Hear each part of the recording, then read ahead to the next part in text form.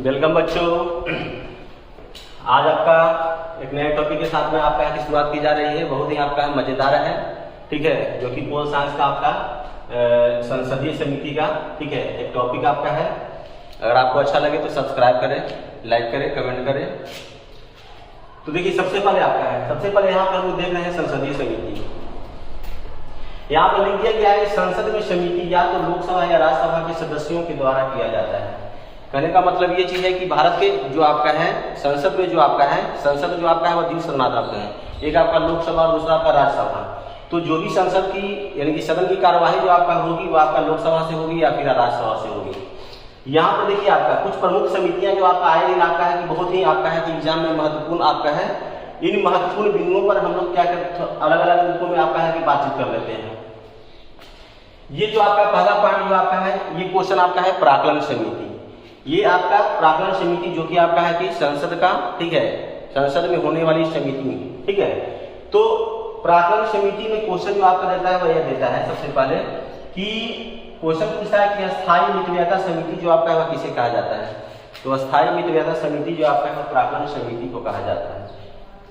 फिर आपका है नेक्स्ट क्वेश्चन आपका पूछेगा कि प्राक्कलन समिति में कुल कितने सदस्य होते हैं। तो प्राक्कलन समिति में कुल 30 सदस्य होते हैं, ठीक है, जिसमें आपका है टोटल लोकसभा के सदस्य होते हैं। इनमें राज्यसभा का एक भी सदस्य नहीं होता है। तो इस तरह का एग्जाम में क्वेश्चन आपका है कि आपको है कि फंसा देगा ये कह करके आपको सीधा सीधी पूछ देगा कि प्राक्कलन समिति में कुल राज्यसभा के कितने सदस्य होते हैं। तो राज्यसभा के सदस्य इसमें नहीं होते हैं, सदस्यों की संख्या शून्य होती है। 30 सदस्य तो होते हैं लेकिन 30 सदस्य जो आपका होते हैं वह लोकसभा के होते हैं। आइए हम लोग दूसरा आपका महत्वपूर्ण बिंदु लोक लेखा समिति। इससे भी क्वेश्चन जो आपका पूछता है। लोक लेखा समिति को प्राक्कलन समिति का जुड़वा बहन भी कहा जाता है। लोक लेखा समिति को प्राक्कलन समिति का जुड़वा बहन। ऑब्जेक्टिव में इस तरह का क्वेश्चन डाल देगा कि प्राक्कलन समिति का जुड़वा बहन किसे कहा जाता है। तो प्राक्कलन समिति का जुड़वा बहन जो आपका है वह लोक लेखा समिति को कहा जाता है। फिर आपका क्वेश्चन आपका पूछेगा कि लोक लेखा समिति में कुल सदस्यों की संख्या कितनी होती है। तो लोक लेखा समिति में कुल सदस्यों की संख्या जो आपका होती है 22, जिसमें लोकसभा से 15 और 7 आपका राज्यसभा के सदस्य होते हैं। लोक लेखा समिति में सदस्यों की कुल सदस्यों की संख्या 22, जिसमें 15 आपका लोकसभा और 7 आपका राज्यसभा के होते हैं। फिर आपका तीसरा पॉइंट आपका है सरकारी उपक्रम समिति। सरकारी उपक्रम समिति में भी कुल कितने सदस्य होते हैं। तो सरकारी उपक्रम समिति में भी आपका है कि 22 सदस्य होते हैं, जिसमें 15 लोकसभा से और 7 आपका राज्यसभा से। फिर आपका चले आते हैं कार्य मंत्रणा समिति, ठीक है। कार्य मंत्रणा समिति जो आपका होता है, ये कार्य मंत्रणा समिति जो आपका होता है लोकसभा में अलग होता है और राज्यसभा में अलग होते हैं। लेकिन लोकसभा में सिर्फ अध्यक्ष इसमें शामिल होते हैं, लेकिन राज्यसभा में प्रधान पद जो सभापति होते हैं और उपसभापति होते हैं दोनों शामिल होते हैं। तो ध्यान दीजिएगा यहाँ पर लोकसभा में अध्यक्ष लोकसभा के कार्य मंत्रणा समिति में जो आपका है वह लोकसभा अध्यक्ष सहित 15 सदस्य होते हैं।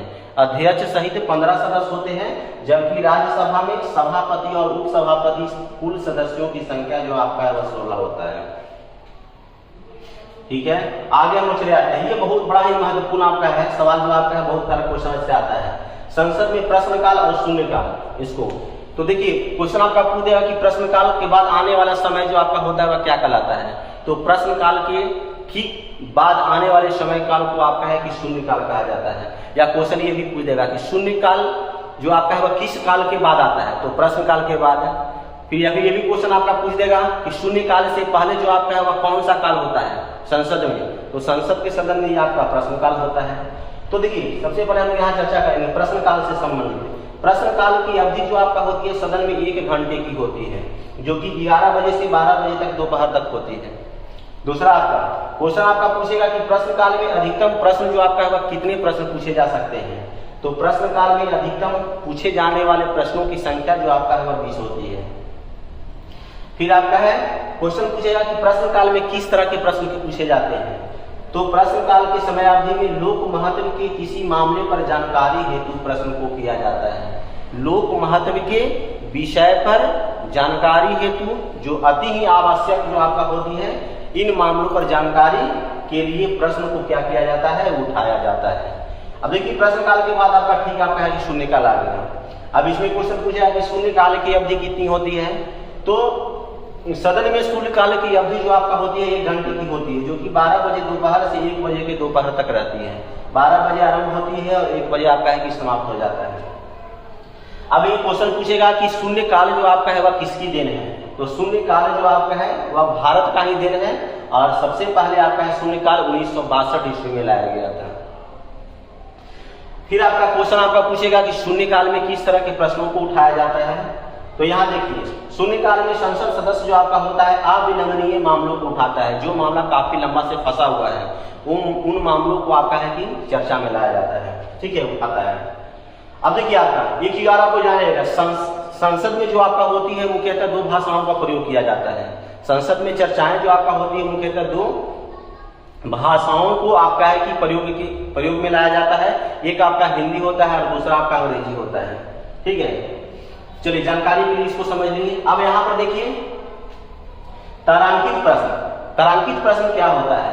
तारांकित प्रश्न का होता है कि जिन प्रश्न का उत्तर संसद सदस्य तुरंत चाहता है, जिन प्रश्नों का उत्तर संसद सदस्य जो आपका है सदन में तुरंत चाहता है उसे तारांकित प्रश्न कहते हैं। तारांकित प्रश्नों का उत्तर जो आपका है वह मौखिक होता है, मतलब है कि तुरंत अगर आपको प्रश्न किया जाए तो उस पर निपटारा जो आपका है वह तुरंत कर लिया जाए, तो ये आपका हो गया तारांकित।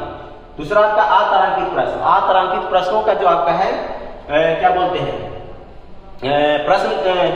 प्रश्न जो आपका है वह लिखित रूप से आपका है कि दिया जाता है और इनका जवाब जो आपका है संसद सदस्य में तुरंत जो आपका है वह नहीं देना होता है, तो यह आपका अतारांकित प्रश्न है, ठीक है। आगे आपका है अल्प सूचना प्रश्न। अल्प सूचना प्रश्न क्या होता है, तो इसमें देखिए प्रश्न अविलंबनीय मामलों को उठाया जाता है। अल्प सूचना प्रश्न में प्रश्न जो आपका है अविलंबनीय, जो मामला काफी लंबे दिनों से फंसा हुआ है उस पर चर्चाएं को उठाई जाती है। और इसमें अल्प सूचना प्रश्न में आपका है कि एक न्यूनतम अवधि 10 दिन की अवधि को निर्धारित कर देता है, एक अवधि को निर्धारित कर देता है, वह अवधि जो आपका होता है वह 10 दिन।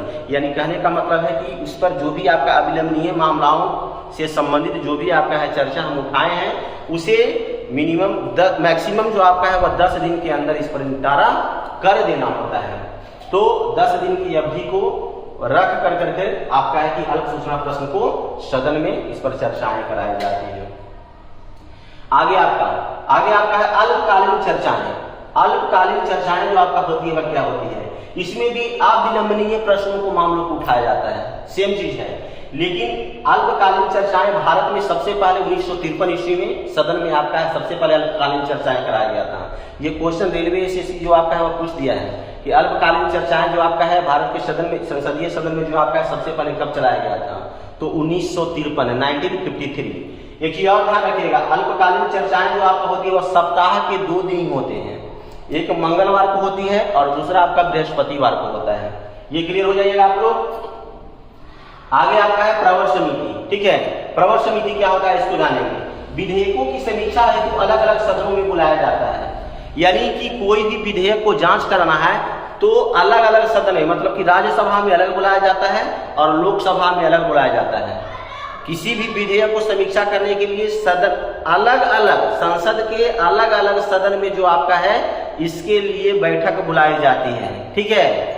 इसमें आपका है कि जैसे क्वेश्चन आपका पूछ देगा कि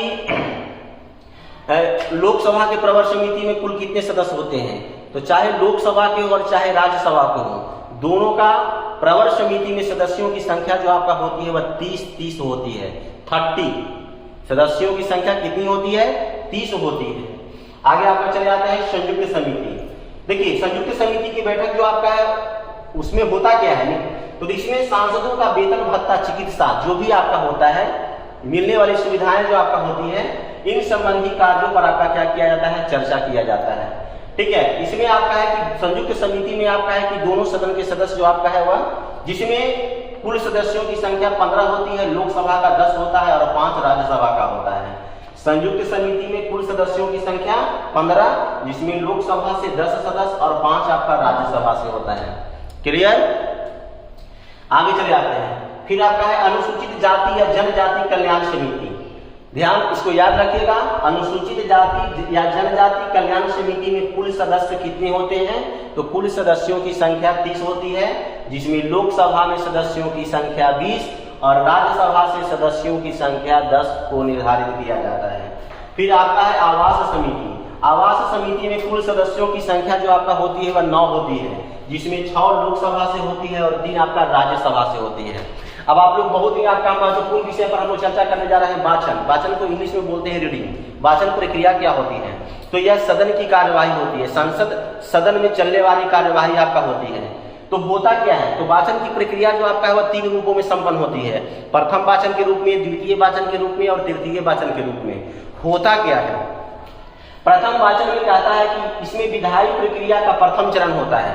प्रथम वाचन में होता है कि यह विधायी प्रक्रिया का प्रथम चरण होता है, जिसमें प्रस्तावक इस प्रस्तावक की तिथि, प्रस्तावक जो आपका है शीर्षक को क्या करता है? पहले पढ़ता है। ठीक है, जो भी आपका लिख करके डाला गया है सदन में, उसके शीर्षक को क्या करता है?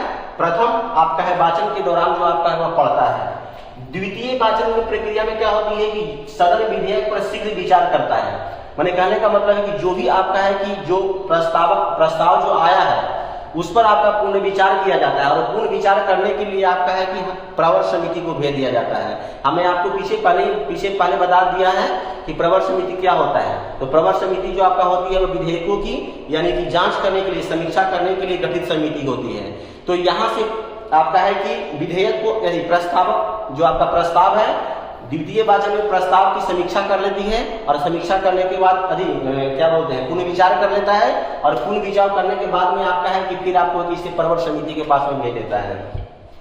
फिर आपका रह गया तृतीय वाचन। तृतीय वाचन में होता है कि प्रत्येक सदन के 2/3 सदस्यों द्वारा हस्ताक्षर करा के, मान लिया कि लोकसभा में आपका पहले गया तो लोकसभा का कुल जितना सदस्य है उन सदस्यों का 2/3 सदस्यों का हस्ताक्षर करके फिर आपका है कि दूसरे सदन को भेज दिया जाता है, और फिर दूसरा सदन भी इसी प्रक्रिया को अपनाता है, यानी कि दूसरे सदन के भी कुल सदस्यों का 2/3 सदस्यों द्वारा हस्ताक्षर करके फिर आपका विधेयक को राष्ट्रपति के लिए भेज दिया जाता है। तो ये आपका था वाचन प्रक्रिया, ठीक है, जो कि संसद सदन में अपनाई जाती है। चलिए आज का टॉपिक में आपका है हम यहीं पर आपका समाप्त करते हैं। चलिए धन्यवाद।